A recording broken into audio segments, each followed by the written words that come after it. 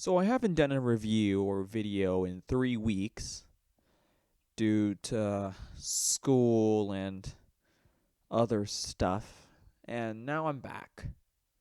So as you can tell by the title, we will be reviewing SethLegoStudios' Spider-Man: The Goblin Assault, and I'm reviewing another Spider-Man film.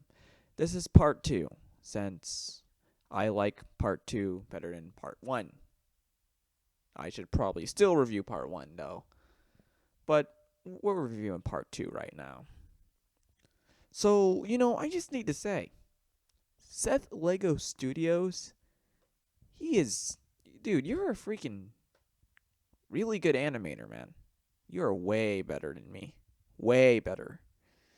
Um, well, I don't know why I said that, but I guess I could always get better and stuff, but you are just, I don't know how old you are or anything, but this is really darn good. Animation is just really good. The fight scenes are wonderful, even though there's only one fight scene, and the VFX is pretty darn cool too. So let's get right into it. We have the normal plot, voice acting, and animation. 3 categories. I might be adding another category. I don't know what other category I should add. You could probably tell me in the comment section if I should add another category. What should it be? But other than that, though, it's a minute. We've been in a minute in this video, and let's get started. So, the film starts out with 2 intros. Seth Lego Studios presents and The Goblin Assault Part 2. I probably complained about this in another film. I don't remember right now. But this film is 5 minutes long, so it's alright. I guess I could have 2 short intros.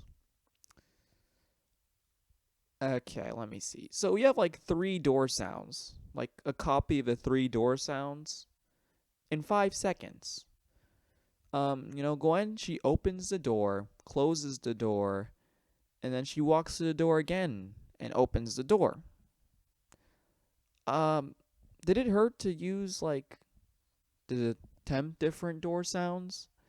Like they're all the same 3 door sounds. So that's just a bit of nitpick. So, Gwen, since she's blonde, I just assumed this is Gwen. But it probably in part 1 we knew this was Gwen. So, Gwen opens the door to her house, and she opens the door again, and we find a Green Goblin. So the Green Goblin just randomly appears, and I'm pretty sure he kidnapped her. So we go into this other part where it's Dr. Connors and Peter Parker talking about somebody that's in a coma. I don't know who it is. It's the last time. I don't know the last time I've seen part 1. All I know is I like part 2 better than part 1. So, Parker, he leaves since he has a phone call. And honestly, I think this phone call effect is worse than the one in Noodle Studios' film. Since I honestly, I don't understand anything. I know it's the Goblin, but I can't understand anything. I don't know what he's saying. I don't know anything. I can't hear anything. So, yeah, that needs to be worked with. And also the voice acting, it's a bit weak. Kind of weak here. I mean, some of them are... Some of the voice actors are decent, but this is just a bit weak, though. So that's another kind of weak point. So apparently Peter talks to the Goblin on the phone, and I don't know what they're talking about, but he throws the phone down, a pretty cool sequence, takes off his clothes, and then he appears. Spider-Man appears, and, Goblin's right there. I don't know where they are, but I know the setting is freaking cool. The setting is freaking cool. The way Spider-Man entered in with the motion blur, that is freaking cool. So, okay, but this is all cool and stuff, but what's going on here? Like, I look at this film 2 different ways, Like, I'm already a fan of Seth Lego Studios since I'm subscribed to him, and you should subscribe to him too. He's about to hit 600 subscribers. And we get into a really cool fight scene. But there's really no... There is context, but this film's sort of only for the people who know what's going on already. We know that Goblin caught Gwen. and I don't know, Goblin apparently and captured Gwen. And where did Spider-Man? How did Spider-Man know where Gwen is? Like, how did Spider-Man know where Gwen is? Like, a casual fan who just stumbled onto your channel. I think he or she will probably be wondering this.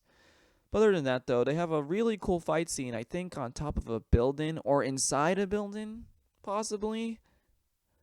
And, Goblin beats the living crap out of Spider-Man. And the door breaks. He breaks the door, Seth. Seth breaks the door, and they fight again, and there's a cool sequence where Goblin gets his high glider, and there's no sound whatsoever. And, he captures Gwen again, and then Spider-Man's like, oh, let her go. And Goblin's like, oh, yes, Spidey. Wah. And then, of course, Goblin lets Gwen go, and she falls to her death. This is the way it plays out in the comics. And, I was thinking about it, like, in my notes. Should I complain about this? Or should I not? Since it's faithful to the comics, not comment. Okay, but you know what? I am sort of going to complain about it, since I'm a critic now. Okay, Seth, I love your animation. Like, this is just really great in animation and stuff. But, did you really have to go with the same old Goblin throws Gwen on the ground and she just dies? Like, I've seen this a million times in Brick films. I'm perfectly alright with the Goblin killing Gwen. I'm perfectly alright with that, but I've seen this a million times. This Goblin drops Gwen, she falls on the floor, and then she dies. Spider-Man's angry. He starts beating the crap out of Green Goblin, and Green Goblin's telling him to kill him. Like, oh, okay, I've seen this before. And I was enjoying the film until this point. I mean, like, well, I've seen this already. There's a million other ways you can kill Gwen with the Goblin. The Goblin could throw her, attach a bomb to her, and then she just blows up mid-air. Or the Goblin just takes out his knife and stabs Gwen. There's a million other ways you could do this. And then there's a million other ways for the Goblin to die. Not only Gwen, but the Goblin to die. And you ripped off Spider-Man 1's final scene with the Goblin using the high glider to try to kill Spider-Man. Spider-Man gets out of the way, and then Goblin kills himself. And then you use the same scene from Spider-Man with Spider-Man taking Norman Osborn to his house, and Harry sees it. What am I watching here? Am I watching SethLegoStudios, The Goblin Assault, or am I watching Spider-Man 1? I mean, I have Spider-Man 1 on the VHS set here. Yes, I still use VHS sometimes. But I'm like, okay, I mean, this happened already. So, I think, okay. Oh, wait. This is funny. So, Josiah Lego Films, he plays Harry in this film. And, oh my gosh.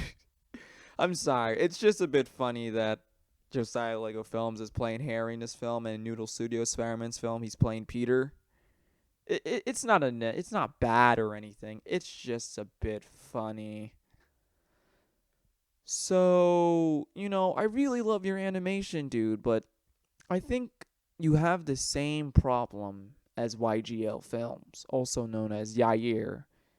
And he hasn't uploaded a video in a while, and but your guys' animation is pretty phenomenal.